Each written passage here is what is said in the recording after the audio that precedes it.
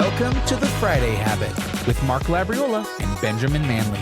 The Friday Habit is for small business owners, freelancers, and creatives who are ready to take their business to the next level.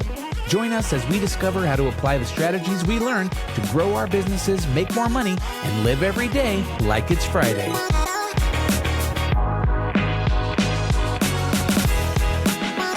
And welcome back to another Friday Habit. I'm riding solo here, but in shotgun, we got an awesome guest. We have Jon Alwinson with us. He's the author of Relentless Sales. He's got over 15 years of sales experience, and not only has he been the boss of everything, but he's also been the guy in the trenches making the sales. And so he's got tons of accolades and tons of awards, and I'm hoping that today we can gain a lot of great insight and knowledge from him to help us do the thing that everyone hates doing. Everyone, especially in the creative world, people do not like doing sales. So Jon, welcome. Mark, thanks for having me. So good to be on with you. Yeah, man. A lot of times I think things that set other businesses apart from others is whether someone who's ahead of the business, especially when you're starting out, right, is if you're good with communication, you're good with sales. And so I think this is very timely and something that we can gain from you. And the other thing I love about you is that, and I kind of want to dig a little bit deeper into this, is you're faith-based. And so there's an element of you kind of trusting God in your day-to-day with your business and with selling and doing all that stuff. So I'd love for you to share a little bit about your story. I know you're married, you got some kids, you live in Atlanta, right? So you're doing that thing. So I'd love to hear a little bit of your backstory, maybe how you got started, and then kind of we can dive into some of the relentless sales stuff. Let's do it. That's awesome. So, again, man, thanks for having me on. It's an honor to be on with you and, in your audience. And so my background is I'm a Florida boy. So born, raised Orlando, Florida. So grew up down there. Had your Disney pass? We had our Disney pass, right? It was funny growing up down there. We stayed away from Disney because it was so chaotic. I bet, yeah. And so we actually stayed away, even though we went a few times, but not as much as you would think. Well, it's like for me, it's like I'm here in Colorado and the mountains are right there, and people are like, oh, do you ski all the time? It's like, no, I'm a native. Natives don't ski. It's like people from California and back east who come here, they come to go ski. But usually any native I grew up with was never skiing. That's hilarious. That's awesome. Yeah, man. And so similar down there, grew up, kind of a blue collar work ethic growing up. My dad was actually a Presbyterian minister growing up. We weren't poor, but we weren't rich, that's for sure. And so everything from, I had an older brother that kind of helped me get into business and entrepreneurship. And we were knocking on doors from an early age. Hey, can we mow your yard? Can we earn your business? And 8, 10, 12, and we were young mowing. He's a few years older than me, so he'd always bring me, and I was his grunt labor. Nice. But we knocked on yards growing up and doors and mowed lawns, and so did that throughout our high school age. And then in college, we started a outdoor footwear company. So we actually raised capital. Oh, wow. And we started manufacturing footwear in China and selling it throughout the U.S. And so, wait, in college? Yeah, my last 2 years of college. So how did you get this idea? Like, what was the footwear? I mean, were you trying to compete with Nike, Adidas? Yeah, more. We kind of had an outdoor niche. So we kind of had a sandals, boat shoes, camp mocks type shoes. Okay, Tevas. Yeah. We had before, like, Hey Dudes, we kind of had like that style before those styles were popular, and we actually had some camo outdoorsy kind of flair to some of them. So what was it that inspired you, like, to do that? I mean, that seems like for a college kid, like, where you came from a Presbyterian family, so. What was it that was a spark of like, we could do something like this, or we could make something like that happen? Yeah, and I got to give my brother Joel, he's a few years older than me, credit. I mean, he's a serial entrepreneur. He would tell you he's unemployable, right? This guy has, he's got businesses that he started. He got into commercial real estate out of college while I was still in college. He kind of had a couple pops in commercial real estate, did well, and we wanted to do something together. And, he came to me with some ideas, and we had a group of friends at that time that kind of were in on initial idea building. And we decided I was at University of Florida. Everyone was wearing sandals, like rainbow sandals, if you know that brand. Yep. So we kind of looked at that model and said, we can do casual footwear as well. And what if we did this? And we had some contacts overseas, and we kind of got initial samples, and then we created a lifestyle brand from that, which was really kind of cool. Raised capital, and it was me and him in the trenches for 3.5, 4 years after I graduated, and made every mistake in the book, made all the mistakes, and I've learned so much from it. And it's funny, every job since then that I've had, during the interview process, everyone wants to talk about this. They're like, "You did what? You created what? How'd you do that?" And so they're more interested in this story than most. Yeah. I mean, I think it's one of those things where a lot of us have ideas about doing things, and we think about starting a business and being successful, selling a product. But a lot of times there's that fear of jumping into it to like get started and to take things to the next level. So did you guys end up selling the business for hundreds of millions of dollars to FloJo's, and then you guys exited and started up another idea? Man, I wish that was the dream initially. Okay.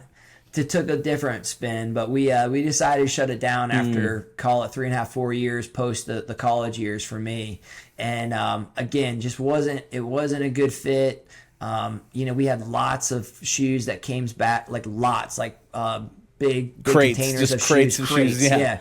That came back and had damages, and there was all kinds of headaches from that. And then I was the inexperienced salesperson, and so just like you said, I had that pit in my stomach every morning. It was like, I need to call on Bass Pro, I need to call on all these other big suppliers, and I was just fresh out of college, didn't know up from down.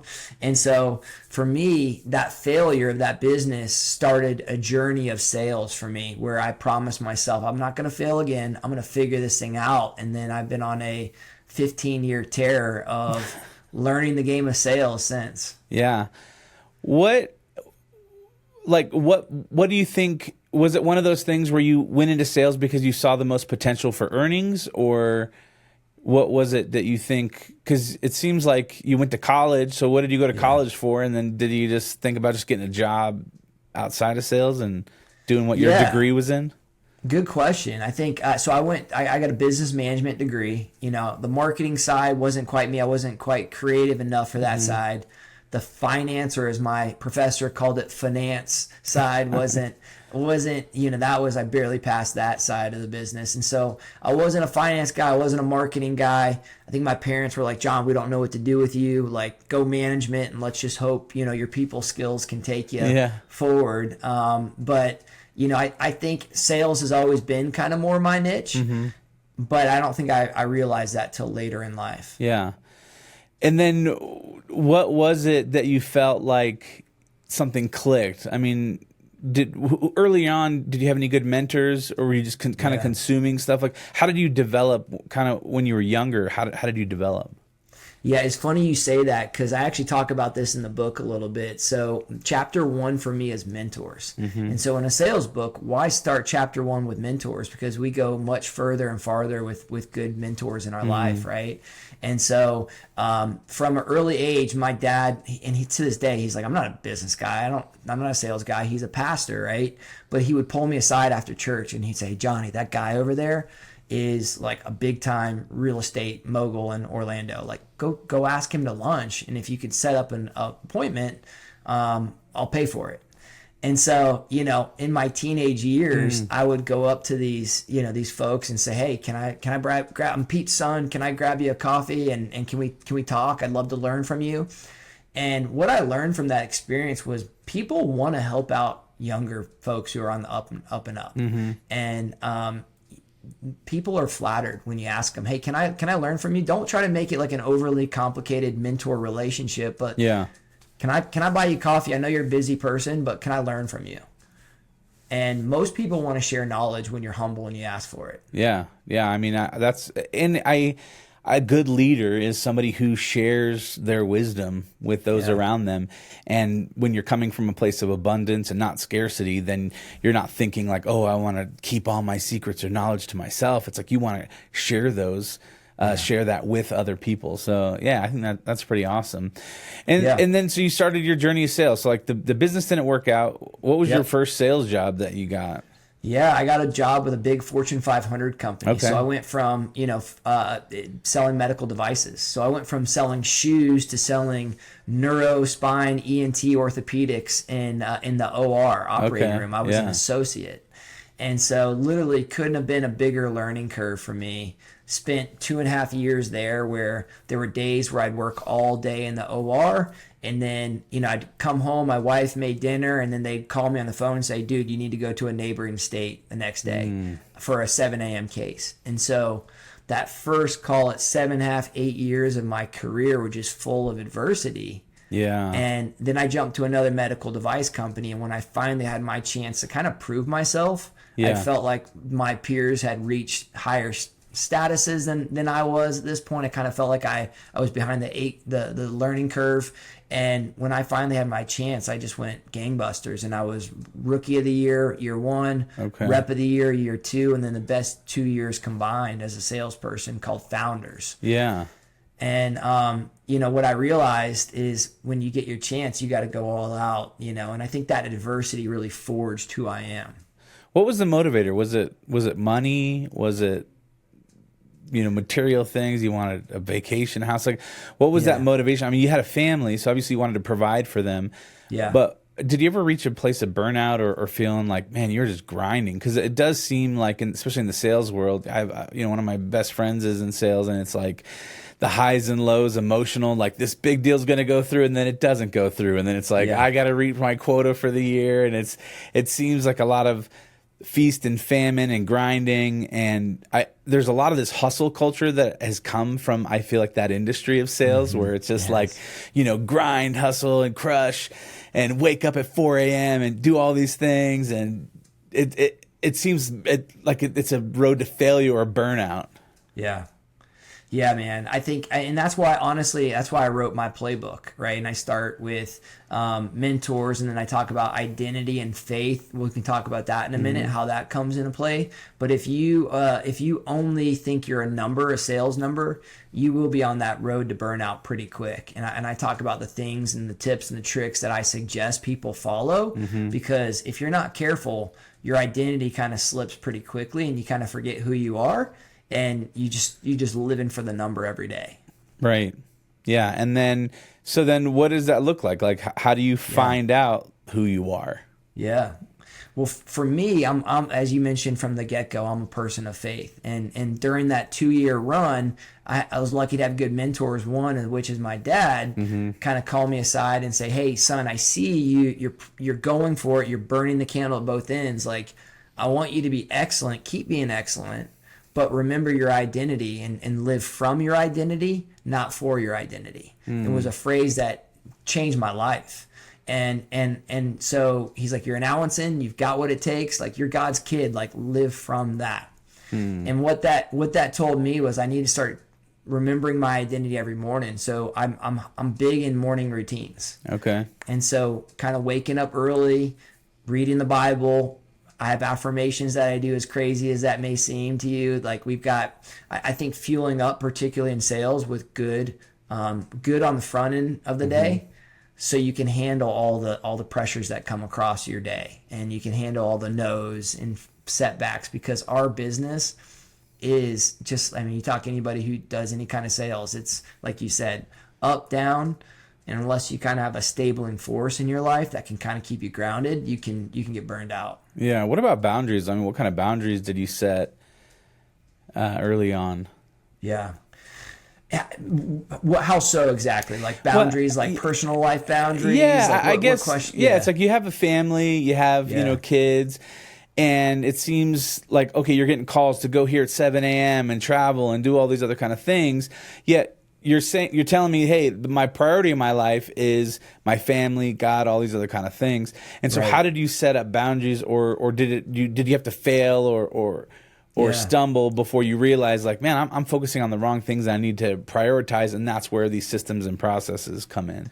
Yeah, and I'm big, like James Clear taught me a lot through his book Atomic Habits and different like creating systems in your life, and I'm constantly tweaking that in my life to where I can kind of like make changes based off different stages I'm in. So one of the things, obviously, when your kids are real little, like sub 4 years old, you know, my wife's a rock star. She's kind of carried the load there, but I'm still an engaged and active dad. But as my kids are now 7 and 5 and a little bit older, there are things like as soon as it turns, you know, 5:30 here, I'm going to go put my 2 phones, because I got a work phone and personal phone. I'm going to go shelve the phones.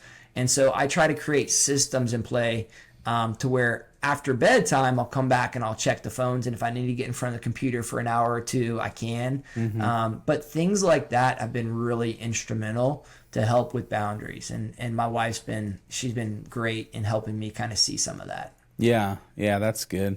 Do you have, you said you have these affirmations. So where are you getting your affirmations from? Is this something that first thing in the morning, you're kind of telling yourself, psyching yourself up to get to work kind of thing? Yeah, man. And it's not, at this point, it's not always like just psyching ourselves up anymore. It's more like, all right, I need this because it's good for my soul. Because if I keep going down this road without nourishing, like eating the proper foods, I'm gonna wither, I'm gonna burn out. And so for me, you know, I know this is not everybody, but for me, the Bible is that resource, right? And so I'm big on reading a proverb a day. And so today's the 26th.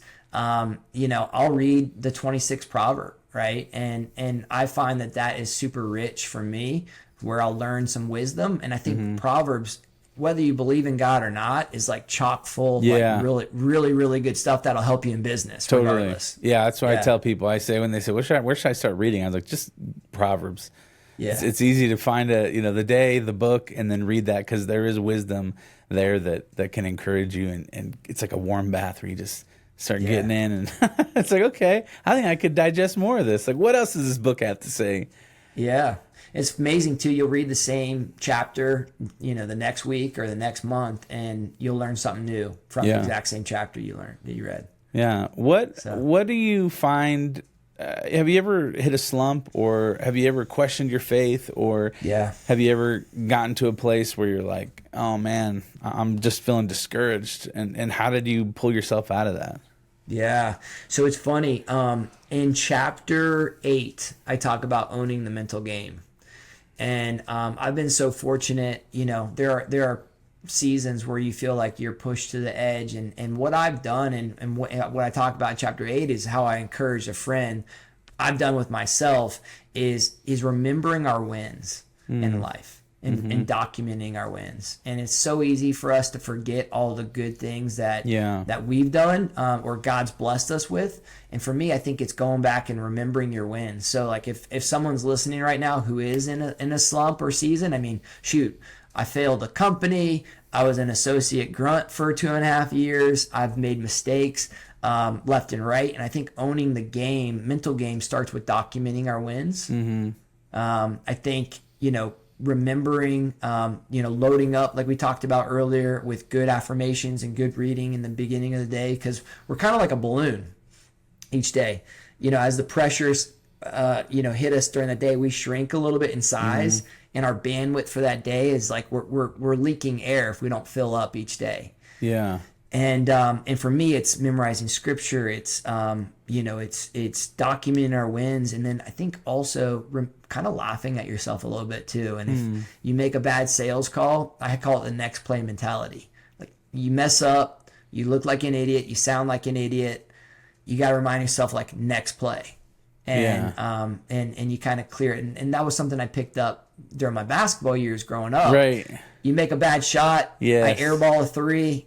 Clear my mind, next play. Sometimes I would yell next play to myself and turn around as I you know, walk the shame back to the defense side. Yeah, my wife was a Division I soccer player in college, and so, you know, there's a lot of that self-talk of like, come on, like, you know, just being positive, and if you can't focus on that moment, you have to get back into the present and not be living in the past of that missed goal or that missed opportunity, but just be present and stay focused. So totally. That makes a lot of sense. What where do you draw the line? This is something that I've kind of always struggled with in business, especially being a Christian and having a faith, where this balance of my control of things and me creating the perfect email funnel and hacking copy and doing all these things and trying to white knuckle manipulate, opposed to like trusting God with the business and saying like, you're in control and you own cattle on 1,000 hills, and you care about me more than the birds in the air and the lilies of the field. And it's like, how do you balance that living in a world where they're just telling you to buy this course and get this coaching and do X, Y, and Z? And then how do you balance that with your faith to say, all right, well, I just trust that God's in control and that he's going to take care of me? Yeah, that's so good. And anything I say, it's easier said than done, right? Yeah. Right. So it's, again, that's why in the book we talk about skills, the mentality, and faith. Those are the three things that I think we keep coming back to. Do you have the skills, proper skills? And because sometimes, like you said, we've got the skills and we just need to believe in ourselves and do it. And then we, sometimes our mental strength, like I'm raising my hand at times. For me, I'm weak, right? And I need to put myself in situations where I build my mental fortitude, and then that faith kind of comes in. So I think to answer your question, it's hard. Number one, but I do think if we fuel up with God each day, and it's kind of like, not to overly simplify it, but like, God, I commit this business to you. I invite you in and ask that you'd bless this business, this entrepreneurial venture, whatever you're doing, right? Or for me, my sales and leading a team each day. God, live through me today and bless my work. And I think it's like kind of one of those things, give your best and let God do the rest, like not to overly generic it, but like, I think God calls us to be excellent. He calls us to work hard. And so if we put in the work, we do our best. That's all we can do. And I think he does bless it. And I've seen in situations where I have friends of great faith, maybe not having the skills in sales, but they've had great faith. And I've seen God do miraculous things through their work where I'm like, how'd you even get that done? And they didn't even know. It was like, God did it. Like, it fell into my lap. It was a God thing. And I think God does honor our work. And I just encourage people to put their faith in him and trust him with their day. But you can't be all faith and no action. Right? Yeah, exactly. It's like, you think about the guy who's just sitting at home watching Judge Judy all day, right. Being like, God, why didn't you show up? Yes. That's it's hilarious. Like, hey, my father-in-law says, you make the move and God will make the blessing. There you go. All right, so you're like a expert sales guy. What are some advice? Some young guy comes to you and says, "Hey, I want to grow as a salesperson. I want to get better at this craft, at this skill." What are some tips, tricks, tools, things that you would give some recommendations to somebody who wants to get better at sales? Man, there's a couple things. One, chapter 6, we talk about developing an elite sales process. To me, it's fundamental. I think some of this newer generation are missing on this piece, where it's kind of like form in football or shooting form in basketball, right? If your form is inconsistent, you're not going to be consistent with your results. If you're doing different things for every customer, you don't know what's leading to your success, you've got to nail that. And so I give a really robust sales process training in chapter 6. Okay. I keep it simple, but I help people understand how to develop the right form for sales. Yeah, awesome. So that's one, and I can get into details on that. But the other thing is like organize and then take massive action. And so a lot of people will get into sales and they'll get handed a list of accounts and they'll say, "All right, Mark, you have 50 accounts. Here's their sales. Go figure it out." And so what I do with my team is I've got a really robust Excel file. It's a free download on my website, just jonalwinson.com, where we call it the zone territory. So geographically clumping your accounts in certain areas. So if you've got the whole state of Georgia, your northern clump, maybe a northeast, northwest, central, southeast, southwest. And you kind of clump your accounts together So you know when you're in those areas physically, or if you're wanting to start working an area of your territory, you can start working that area even virtually in a more systematic way. And on that list, we list point of contacts, account number, what areas of opportunity are there with the account that you can grow. And we really try to stay organized so we can help our territory managers or sales reps be successful in the field. And so organization's huge. The other thing too is just really trying to get your staying sharp too. Making sure I call it like the Sunday night prep. When you're entering the next week, like, are you ready to go on the offense that week, or are you not even sure where your next step's going to be? Right. A lot of times when our feet hit the floor in the morning, if we're not organized, we don't have a process in place, we don't even know what we're doing, why we're doing it in sales. Sometimes we're just like answering calls and trying to put out fires when we really need to be more systematic and intentional with how we're selling. Yeah. That's good. That's all good stuff. Being organized, having a purpose, a plan in place, all those things. And if you're blessed enough to have maybe like an admin or somebody to help you do those things, a lot of times we don't have those strong suits, of being organized. So if you have someone that even makes it even better. So this book, what was the inspiration behind it? Like why did you decide to write it? What does the future look like for you? So I think, I ran into a friend the other day and he said, oh, my daughter, she quit sales is 1 year in. Enough of that to where I scratched my head. She says, 1 year in and she quit? She threw in the towel that early? For me, it's more of a purpose. Like I wrote down the last 15 years of my learnings, and here, and some of them are basic things, but those basics are the important things in sales, what I found, no matter how high you go in sales. And so I think really helping people, as cliche or cheesy as that may sound, is something that's kind of near and dear to me, because I've been really fortunate to have a lot of good mentors help me along the way. And I think it's kind of my first step in paying it back. And so, I've gotten to a place in my career where at times people ask me to mentor people on their team. And I don't always have the time, right? I'm like, look, I don't have 18 coffee sessions that I can do with a person. So I wrote a book to help with those 18 sessions that I have in. And what I'll typically do is like, hey, read the book and give me a call and let's talk about what you learned afterwards. And it's a really easy read. But I found like that's the best way for me to add value to others. And I think why I wrote it was just had some friends around me say, dude, you need to write a book and you need to just tell yourself you're writing it. And for me, that's kind of what pushed me over to help that next gen. Yeah, that's awesome. That's really cool. So what does your brother do now? What is he up to? Man, he is still up to the entrepreneurial game. So he has a trucker parking company in Central Florida called Yardco. You can look him up, Yardco. Nice. It's an awesome concept. I know he has some other entrepreneurial ventures he's got his hands in, commercial real estate. He's one of my heroes, so I love what he's doing. Yeah, that's awesome. Yeah, that's so funny. I love that you're like, all right, you got a trucker thing. I have a few friends who are very entrepreneurial mindset, and they're just always thinking up ideas. Yeah. It's like they're the ideas people, and then it is some random thing like, oh yeah, we're gonna do this. We saw a hole or a niche or opportunity in a market, and we're gonna try to do this thing, and so. That's pretty cool.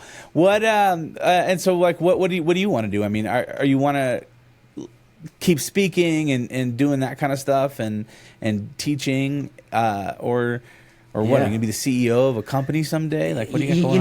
You never know with that. But I think ultimately, I love the company I'm currently working for right now. I'm leading a team of 10. Love leading a team, and really I like being in the trenches. I'm in the trenches right now. And, my goal is just to continue to try to grow and shine as best I can and kind of let that other stuff sort its way out. But I do love what I'm doing and want to keep doing that with excellence. And, as I grow and speak and maybe write other books down the road, want to encourage others along the way. Nice. So you're leading a team. What are some keys that you find are helpful for you as a leader? What are some things that make a a good team, or what are some things that you try to do in order so that your team's successful? Yeah, that's a good question. I think number one is like really, as cheesy as it sounds, I focus on team health and high performance. In each person, like how's their health doing, meaning emotional health, right? Their mental health, like are they doing okay? And then high performance. And so what I found, I've worked for other companies who just focus on high performance. And when you just focus on high performance, team health suffers. And when you just focus on team health, high performance suffers, right? And you can't, everything can't always be hunky-dory. Like we've got to perform, we've got to produce and all those things. And so what I found is focusing on both and really encouraging and developing our team. And what I try to do is I try to hire people who are much better than me. Yeah. What I've found is a lot of leaders like to hire people who aren't, and they want to like coach them and like they want to feel good. Sometimes it's subconscious. Yeah, it's like an ego thing for sure. But to me, I'm like, shoot, I want to hire the best dang people I possibly can who surpass me in so many ways. Yeah. And I've been very fortunate to do a lot of that, and it's paid dividends because I hire good people. And I want to continue to do that, and I focus on the skills and mostly mental strength that I talk about in this book with my team, where I try to give them the zone territory, I try to give them the basics, I try to tweak stuff, and I'm very fortunate and humbled because a lot of times there's that mutual loyalty where like, man, he's a servant leader, he cares about his team, and I found that comes full circle when you kind of put them first. Yeah. What about, do you work for like a Christian company or something like that? No, it's just it's a big Fortune 500 medical device company. And, and so there's nothing like inherently Christian about it, but it's very focused on patience, right? And healing and, all that good stuff. So that's kind of, it's been cool where, we talk about everything in this world, we can talk about faith in the appropriate settings too. Yeah.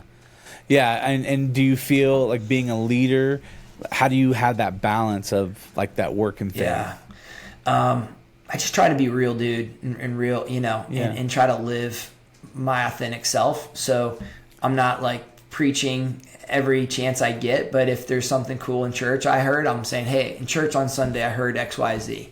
And this is what I heard, and this is what I think can help us in our space. And what I've found is the people on my team love it. They love that I'm authentic. They love that I'm not afraid to say that I learned something in church. And I just try to be open about that and, and not annoying or, in people's face about it. Right. Yeah. That's awesome. Yeah. That's awesome, man. Well, listen, I really enjoyed this conversation. I'm glad we could make this happen and hang out and chat a little bit. Definitely really encouraging. And, I always like to leave everybody with one thing that they can start next week. Like, what is one thing starting Monday that they could help, or a tool they can use to help grow their business or grow themselves? And so what would be that one thing that you would encourage people to do? Yeah, I mean, if you would, check out my website, jonalwinson.com. There's free resources there. So I would say the zone territory, the attack list that we have on there, or the weekend planner. Like go spend a weekend, think through where you're at career-wise, and hopefully that helps and encourages you in the game of sales or business or life. So hopefully that's encouraging. Cool. Awesome. Well, hey guys, thanks so much for hanging out with us. If you go to thefridayhabit.com, you can find show notes for this episode, and you can find links to our websites and ways to get in touch. And at the bottom of the page, you can download our guide to the Friday Habit System that will show you how to set aside one full day each week dedicated to working on your business instead of in your business. So remember, until next time, live every day like it's Friday.